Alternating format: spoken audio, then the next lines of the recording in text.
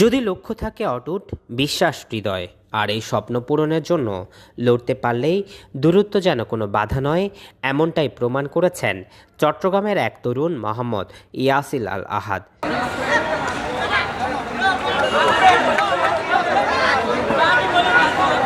17,000 kilometre দূরে Argentine শহরে একটি ক্লাবের ভাইস প্রেসিডেন্ট হিসাবে নেতৃত্ব দিচ্ছেন এই তরুণ।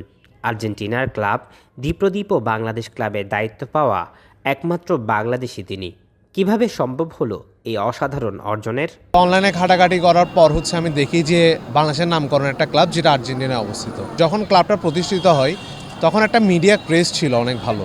তো বাংলাদেশের অলমোস্ট অনেকগুলো মিডিয়া এটা নিয়ে কাভার করার পর আমি একটু দেখার ট্রাই করি যে এই ক্লাবটার মধ্যে কি কি আছে, ক্লাবটার উইক পয়েন্ট কোথায়, ক্লাবটার আসলে কিভাবে কাজ করা উচিত। যেহেতু বাংলাদেশের নামকরণ একটা ক্লাব, বাংলাদেশের মানুষের ভালোবাসা এটার সাথে হোপসো ভবিষ্যতেও এটা একটা মিশ্রিত হবে, সেই চিন্তা ভাবনা থেকে আমি একটা প্ল্যানিং সাজানো স্টার্ট করি। প্রথমত আমি ক্লাবের ফেসবুক পেজে একটা মেসেজ দিই, আমার প্ল্যানিংগুলোর একটা প্রস্তাবনা তাদেরকে পাঠাই। তো পাঠানোর পর পরবর্তীতে ওইখান থেকে আমার সাথে যোগাযোগ করে জানানো হয় যে এটি পছন্দ হয়েছে তাদের, এবং ক্লাবের প্রেসিডেন্ট আমার সাথে ব্যক্তিগতভাবে যোগাযোগ করতে চায়। আমার নাম্বার তারা চেয়েছিল। তো পরবর্তীতে আমি আমার নাম্বার প্রদান করি তাদেরকে। তো তার ঠিক একদিন পরেই হঠাৎ করে দেখি যে ক্লাবের প্রেসিডেন্ট আমাকে মেসেজ দেয়। আমি একটু অবাক হয়েছিলাম যে একটা ক্লাবের প্রেসিডেন্ট হঠাৎ করে আমার মতো মানুষকে, যে কিনা একজন স্বপ্নবাজ মানুষ, স্বপ্ন দেখছে যে দেশের জন্য কিছু করবে, ক্রীড়ার সাথে বাংলাদেশে একটা সুসম্পর্ক গঠন করবে। তো অবাক হওয়ার পরে আমি তার সাথে কথাবার্তা বলি। তো সে আমাকে জিজ্ঞেস করেছিল যে কিভাবে আসলে কাজটা করা যায়। তো পরবর্তীতে আমি তার থেকে সময় চেয়ে পরের দিন একটা প্রেজেন্টেশন পাঠাই যে কিভাবে আমরা কাজ করতে পারি, বাংলাদেশের সাথে আর্জেন্টিনার সুসম্পর্কটা আরও কীভাবে গভীর করতে পারি, এই খেলাধুলার মাধ্যমে যে রাজনৈতিক অর্থনৈতিক সব কিছুর একটা সংমিশ্রণ করা যায়। তো সেই চিন্তাভাবনা থেকে তাকে কিছু প্ল্যানিং প্রোগ্রাম পাঠাই। তো পাঠানোর পর এটা নিয়ে যেহেতু সে ক্লাবের প্রেসিডেন্ট এবং তার একা সিদ্ধান্ত ছিল না, সে সবার সাথে যোগাযোগ করে। ক্লাবের সকলের সাথে যোগাযোগ করার পর প্রেসিডেন্ট আমাকে জানায় যে আগামীকাল তোমার জন্য একটা সুখবর আছে। আমি কিছুটা চিন্তা মুক্ত থাকি যে না, হ্যাঁ সুখবরই তো। পরবর্তীকালে যখন আমি সকালে ঘুম থেকে উঠি, দেখি যে ক্লাবটার অফিসিয়াল ফেসবুক পেজ থেকে একটা পোস্ট করা হয় যে ক্লাবের অফিসিয়াল মেম্বার এবং বাংলাদেশি এজেন্ট হিসেবে আমি নিযুক্ত হই। ওই থেকে শুরু হওয়ার পর যেহেতু ক্লাব আমাকে এরকম একটা সারপ্রাইজ দিয়েছে, তো আমি চিন্তাভাবনা ছিল যে আমি ক্লাবকে একটা সারপ্রাইজ দিই। তো তখন আমরা ছিলাম 5th টায়ারের একটা ক্লাব। 5th টায়ারের সবথেকে বড় লিগ ছিল লিগা মার্সেন্টিনা। তো লিগা মার্সেন্টিনার যে বড় ক্লাব অলহাজ একটা ক্লাব ছিল। তো আমি চিন্তাভাবনা করলাম যে ক্লাবটা প্রতিষ্ঠিত হওয়ার পর এখন পর্যন্ত কোনো ধরনের ম্যাচ তারা অফিসিয়ালি খেলেনি।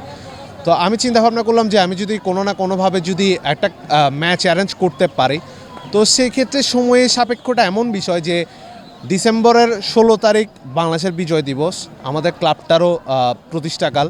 তো আমি চিন্তা করি যে আমরা যদি ম্যাচটা জিতি তাদের এগেনস্টে যদি ম্যাচটা জিতি, তাহলে আমরা ফুটবল দিয়ে বিজয় করলাম, বাংলাদেশের বিজয়, একসাথে আমরা ওই আনন্দটা উপভোগ করতে পারবো। তো সেই সূত্রে আমি অলহাজের ক্লাব প্রেসিডেন্টের সাথে যোগাযোগ করি। প্রেসিডেন্টের সাথে যোগাযোগ করার পর আমরা একটা ম্যাচ কনফার্ম করি। বাংলাদেশে বসেই চট্টগ্রামের মতো একটা জায়গায় বসে আমি আর্জেন্টিনার একটা ক্লাবের সাথে ম্যাচ অ্যারেঞ্জ করার ব্যবস্থা করি। 2022 সালে বিশ্বকাপে আর্জেন্টিনার বিজয়ের পর বাংলাদেশি ফুটবল প্রেমীদের উন্মাদনায় নজর আসে আর্জেন্টাইনদের। তখনই এক নতুন ভাবনার জন্ম নেন আহাদ। তিনি খুঁজে বের করেন আর্জেন্টিনার একটি ছোট্ট ক্লাব দ্বীপ্রদীপ বাংলাদেশের। মূলত বাংলাদেশিদের প্রতি ভালোবাসা থেকেই ক্লাবটির নামকরণ করা হয়েছিল। আহাদ এই ক্লাবের সঙ্গে কাজ করার পরিকল্পনা করেন, তুলে ধরেন ফুটবল নিয়ে তার ভালোবাসার কথা। আর এভাবেই ক্লাব পরিচালনার দক্ষতার প্রমাণ দিয়েই দায়িত্ব পান ক্লাবের ভাইস প্রেসিডেন্ট পদে। ছোটবেলা থেকে আমার খেলাধুলার প্রতি একটা ভালোবাসা ছিল বেশ। ক্রিকেট, ফুটবল সব কিছুই খেলতাম। খেলাধুলার প্রতি আমার একটা ভালো সম্পৃক্ততা ছিল। তো সেক্ষেত্রে খেলাধুলা করতে করতে যখন বড় হয়ে যায়, তখন আমার চিন্তাভাবনা আসে যে খেলার বয়সটা নাই। তবে চট্টগ্রামের প্রতি আমার একটা ছিল যে চট্টগ্রামে খেলাধুলার মতো পরিবেশ ছিল না। তো সব কিছু মিলিয়ে আমার আর খেলার ওই বয়সটা হারিয়ে গেছে। তো সে শান্তে আমি চিন্তাভাবনা করি যেহেতু আমার খেলার বয়স হারিয়ে গেছে, তো একটা হতাশা আমার মধ্যে ছিল যে খেলোয়াড় হতে না পারাটা। সে আক্ষেপ থেকে ওই আক্ষেপটা ঘুচানোর জন্য তো আমি পরবর্তীতে চিন্তা করি যে খেলাধুলার সাথে আমি কীভাবে সম্পৃক্ত হতে পারি অন্যভাবে, কোন কোন ক্লাব নিয়ে আসলে কাজ করা যায়। যেহেতু ফুটবল বিশ্বকাপের খুব পছন্দের দল আর্জেন্টিনা, তো আর্জেন্টিনার সাথে কীভাবে আমি সম্পৃক্ত হতে পারি, লিওনেল মেসিকে নিজ চোখে দেখার একটা স্বপ্ন ছিল, নিজের সাথে কাজ করার একটা ইচ্ছে ছিল লিওনেল মেসির সাথে নিজের। তো পরিপ্রেক্ষিতে আমি তখন হচ্ছে রিসার্চ করে দেখি বাংলাদেশের নামকরণ একটা ক্লাব ছিল, যে ক্লাবটার নাম ক্লাব ডিপোর্টিভো বাংলাদেশ। তো একটুখানি একটা অদ্ভুত আচরণটা আমি করি যে বাংলাদেশের নামে একটা ক্লাব, এটা কীভাবে সম্ভব হতে পারি যে এই ক্লাবটা প্রতিষ্ঠিত হয় আর্জেন্টিনা বিশ্বকাপ, যেটা কাতার বিশ্বকাপ ছিল 2022 সালে ফুটবল বিশ্বকাপ, যেখানে আর্জেন্টিনা ফাইনাল ফ্রান্সের বিপক্ষে খেলবে ডিসেম্বর 18 তারিখ। তার 2 দিন আগে ডিসেম্বরের 16 তারিখ এই ক্লাবটা আত্মপ্রকাশ করে আর্জেন্টিনার রাজধানী বুয়েনোস আয়ার্সে। তো এই ক্লাবটার যে প্রেসিডেন্ট ডিলান ফরসেনিটি, সে আসলে বাংলাদেশের মানুষের যে আর্জেন্টিনার প্রতি ভালোবাসা, আর্জেন্টিনাকে যে তারা এই যে রাত জেগে খেলা দেখা, রিক্সাওয়ালাদেরকে আপনি দেখেন যে রিক্সাওয়ালারা রিক্সা বন্ধ করে খেলা দেখছে, তো এই সব কিছু মিলে সে ওই ভালোবাসার প্রতিদ্বন্দ্বী দিয়ে ক্লাবটার প্রতিষ্ঠা। তো এই ক্লাবটার প্রতিষ্ঠার পর আমি চিন্তা ভাবনা করি যে যেহেতু আমার দেশের নামের ক্লাব এবং সেটা আমার পছন্দের আর্জেন্টিনার দেশেই, তো ওইভাবেই আমার শুরু তাদেরকে হচ্ছে অফার করা। ছোটবেলা থেকেই খেলাধুলার প্রতি ছিল গভীর ভালোবাসা। ফুটবল ছিল তার ধ্যান জ্ঞান, কিন্তু শহরের অপ্রতুল খেলার মাঠের আক্ষেপ থেকেই চিন্তা করেন কিভাবে দেশকে তুলে ধরা যায় বিশ্বমহলে। তাই তো স্বপ্ন দেখতেন ভিন্নভাবে। শুধু চট্টগ্রামে বসেই বাংলাদেশি এই ফ্যান ক্লাবের সাথে বিদেশের মাটিতে করেছেন একাধিক খেলার আয়োজন। আমি যখন হচ্ছে বাংলাদেশের চট্টগ্রামে বসে, যখন আমার বাসায় বসে আমি যখন ম্যাচটা আয়োজন করার সব প্রস্তুতি নিই, তখন আমার প্রেসিডেন্ট কিছুটা অবাক হয়, মানে আশ্চর্য হয় যে সে আর্জেন্টিনায় বসে যে কাজটা করতে পারেনি, আমি বাংলাদেশে বসে কাজটা করলাম, ইনফ্যাক্ট আমার বাসায় বসে কাজটা করলাম। তো আমার পারফরমেন্স বিচারে সে অনেকটাই খুশি হয়। পরবর্তীকালে ক্লাবের প্রত্যেকটা মেম্বারের সাথে ডিসিশন করে তারা হচ্ছে জানায় আমাকে যে এখন থেকে ক্লাবের নট অনলি বাংলাদেশি এজেন্ট, মেম্বারশিপটাকে প্রমোটেড করে আমাকে ভাইস প্রেসিডেন্ট হিসেবে নিয়োগ করা হয়। তো ভাইস প্রেসিডেন্ট হওয়ার পর আমার দায়িত্বটা আরও বেশি বেড়ে যায়, যেহেতু আমার ইচ্ছে আছে যে এই ক্লাবের যেহেতু বাংলাদেশের নামকরণের একটি ক্লাব, বাংলাদেশের সাথে যাতে সুসম্পর্কটা আরও বেশি দৃঢ় হয়, রাজনৈতিক প্রেক্ষাপট হোক, অর্থনৈতিক প্রেক্ষাপট হোক, ফুটবলের মাধ্যমে যাতে এই জাগরণটা গড়ে ওঠে। তো সেই ক্ষেত্রে আমার চিন্তাভাবনা ছিল যে ভবিষ্যতে এই দলটাকে নিয়ে আমি হচ্ছে কখনো বাংলাদেশের কোনো একটা ফুটবল ক্লাবের সাথে হচ্ছে একটা ফ্রেন্ডলি ম্যাচ আয়োজন করার প্ল্যানিং আছে, এবং বাংলাদেশে পিছিয়ে পড়া যে ফুটবল জনগোষ্ঠী আছে, যেমন আপনি দেখেন যে বাংলাদেশে অনেক ফুটবলার আছে যারা প্রতিভাবান কিন্তু সুযোগটা পাচ্ছে না। তো আমরা এমন ধরনের প্রোগ্রাম আয়োজন করার চিন্তাভাবনা আছে অদূর ভবিষ্যতে, যে বাংলাদেশের এই প্রতিভাবান ফুটবলারদেরকে নিয়ে আমরা অদূর ভবিষ্যতে আমাদের আর্জেন্টিনার এই ক্লাবটিতে আমরা আমাদের মেইন টিমে খেলানোর একটা পরিকল্পনা আছে, এবং ফ্রেন্ডলি ম্যাচের মাধ্যমে বাংলাদেশের ফুটবল ক্লাবের সাথে আমাদের আর্জেন্টিনার ফুটবল ক্লাবের একটা দৃঢ় সম্পর্ক গঠন করা।